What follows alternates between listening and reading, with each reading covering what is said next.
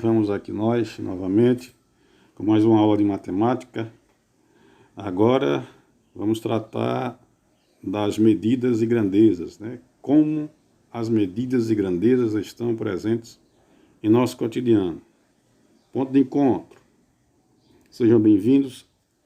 Esse espaço está aberto ao compartilhamento de informações. Aqui é fundamental a sua participação. Já faz quanto tempo desde o coronavírus surgiu? Imagino que, para responder a esta pergunta, você tenha utilizado unidades de medida e é sobre isso que falaremos nessa trilha. Espero que sua passagem por essa trilha seja triunfante. Botando o pé na estrada. Vamos lá. Você sabe o que é uma unidade de medida? Que tipo de medição você faz no dia a dia? Peso, altura, volume? Com qual frequência você realiza medições? Quais são os objetos de medida que você utiliza normalmente? Quando vai ao supermercado ou à feira, você faz listas de compras? Geralmente, como você faz pesquisa de preço dos produtos que quer comprar? Você sabe o que é grandeza? E aí, gente? Então, são questionamentos que, com certeza, vocês estão ficando incomodados, porque realmente são coisas que nós vivemos no nosso dia a dia. As medições, né? Vamos continuar aqui, ó. Lendo as paisagens da trilha. Durante a pandemia, muitas pessoas optaram por ingerir uma alimentação mais saudável, considerando que estar com a imunidade alta é um fator importante contra agentes infecciosos. Agora observe as imagens e responda às perguntas. Veja só, gente, aqui, ó, uma figura aí com frutas e verduras, né? Aqui, ó, do lado você tem frutas, do outro você tem legumes e está misturando aqui tudo. Então, com base nas imagens, você vai responder alguns questionamentos aqui, ó. Quais desses alimentos você mais consome? É a primeira pergunta. Você pode afirmar que alguns desses alimentos ajudam a perder peso? Quais? Agora faça uma lista com os nomes dos alimentos apresentados na imagem com seus respectivos preços por quilo. Tá? Pode ser algo aproximado, para a gente ter uma ideia de quantidades e valores para ajudar na nossa compreensão de unidades de medidas e grandezas. Veja só. Agora leia, reflita, pense e responda as perguntas abaixo. Para você, o que é uma grandeza? Qual a importância da medição para a vida humana? As unidades de medidas utilizadas e padronizadas pelo Sistema Internacional de Medidas são o quilômetro, o hectômetro, o decâmetro, o metro, o decímetro, o centímetro e o milímetro. Veja só, talvez a grande maioria de vocês não conheça a maioria dessas medidas aqui. O quilômetro, tudo bem, todo mundo conhece, já ouviu falar. Agora, hectômetro, decâmetro, o metro, todo mundo conhece, ouviu falar, já trabalhou com isso. Agora, decímetro, não sei até que ponto. Centímetro já e milímetro também. Tá? Então, nesta aula, nas aulas seguintes, nós vamos aprofundar o nosso conhecimento, a nossa formação em torno destas unidades de medidas e como utilizá-las. Ao longo da história da humanidade, as unidades de medida eram criadas e adaptadas de acordo com a necessidade dos povos.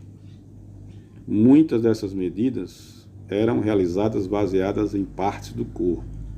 Por exemplo, O cúbito era a unidade utilizada pelos egípcios há aproximadamente 4.000 anos. Ela consistia na distância do cotovelo até a ponta do dedo médio do faraó. Veja só, era uma medida que eles utilizavam como padrão. Certo? Era o cúbito, que é a distância do cotovelo até a ponta do dedo médio do faraó. O palmo também era muito utilizado pelos povos egípcios. Essa medida consistia na utilização de 4 dedos juntos e correspondia à 7ª parte do cúbito. Hoje, o palmo ainda é utilizado em medições caseiras. É medido pela distância em linha reta do polegar ao dedo mindinho, né? Muita gente faz ou já fez uso dessa prática através do palmo. Então veja só, vamos mais perguntas, porque na realidade nós trabalhamos através das perguntas, questionamentos. É uma troca de informação. O que você já sabe, o que a gente sabe, o que a gente vai trocar de informações. Como verificar se 2 grandezas são iguais ou diferentes? Você sabia que é possível criar uma unidade de medição? Pois é. Agora selecione alguns objetos com que você possa fazer estimativas de massa, distância, altura, etc., anotando os nomes dos objetos e registrando os dados produzidos. Por exemplo, qual é a distância estimada da sua casa à escola onde você estuda? Qual é a estimativa da altura da sua casa? Lembre-se, você não utilizará instrumentos de medidas, apenas estimativas. Após realizar o registro dos dados, compartilhe as informações com os colegas de sala de aula. Então, gente, aqui foram alguns questionamentos introdutórios para que possamos desenvolver nosso estudo de matemática sobre as unidades de medidas e as grandezas. Tá? Vamos relembrar aqui quais foram os primeiros questionamentos. Tá aqui, ó. Você sabe o que é a unidade de medida? Que tipo de medição você faz no dia a dia? Peso, altura, volume? Com qual frequência eu vou realizar medições? Então, esse material, esses questionamentos, vamos postar aqui também para que vocês possam acompanhar e tentar responder a esses questionamentos e a outros que nós vamos, com certeza, vão aparecer daqui para frente para aprofundarmos o estudo de unidades e medidas ou grandezas, né? Como quilômetro, hectômetro, decâmetro, metro, decímetro, centímetro, milímetro. Ok? Segue a sequência da aula daqui a pouco. Continuando aqui a nossa aula, galerinha, veja só, vamos resolver aqui alguns desafios, né? Resolvendo desafios da trilha. Primeiro desafio: escolher corretamente a quantidade de ração para um cãozinho é essencial para o seu desenvolvimento. A ração deve ser de acordo com o peso e idade de seu amigo canino. Se ele tem de 2,2 kg a 4,3 kg e até 80 dias, você deve oferecer de 75 a 124 gramas de ração diariamente. Quantos dias você conseguiria alimentá-lo com 3 kg de ração se ele tem 4 kg e 70 dias de idade? E para alimentá-lo durante 30 dias, gastaria quantos quilos de ração? Qual etapa foi mais fácil resolver? Como verificar se a resposta obtida está correta? Tá? Então, esse aí é um primeiro desafio. Vamos tentar resolver essa questão, né, de como alimentar esse cãozinho. Então, veja só. Como mencionado anteriormente, o cálculo do índice de massa corporal, IMC, funciona como um parâmetro capaz de avaliar o peso das pessoas. através de uma tabela de classificação do IMC, é possível identificar o grau de obesidade ou magreza de uma pessoa. Veja só como isso é interessante. Tabela de classificação do IMC, magreza.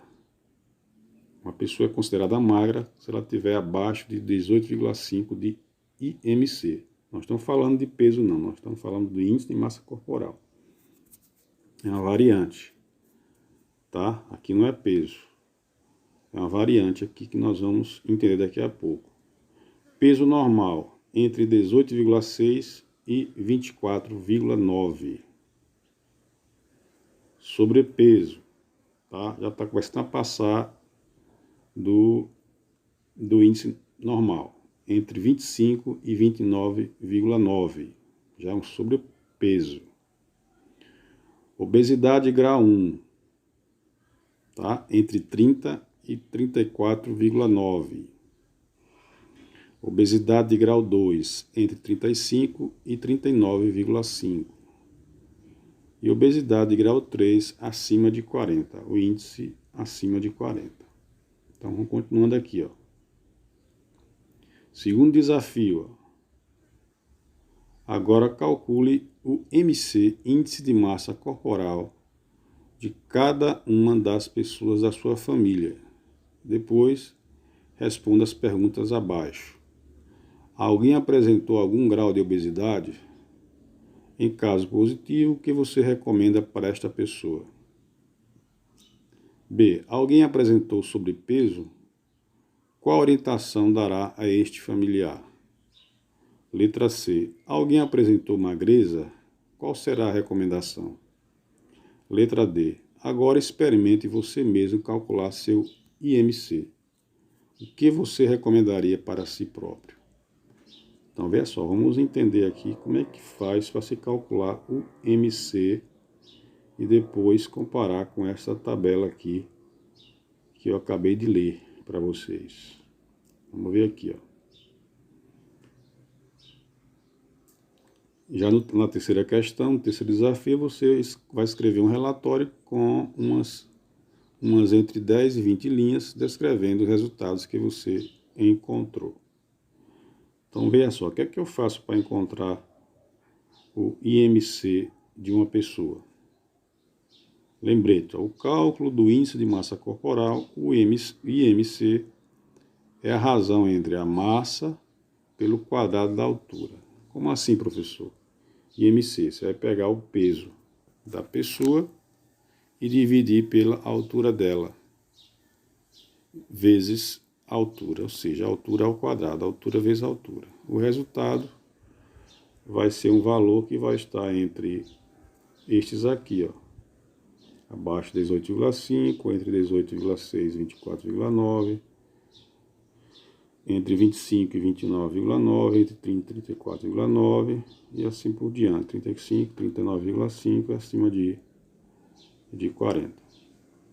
Na sequência, nós vamos resolver alguns exemplos para você aprender a calcular um índice de massa corporal, tá certo? Daqui a pouquinho nós teremos esta aula.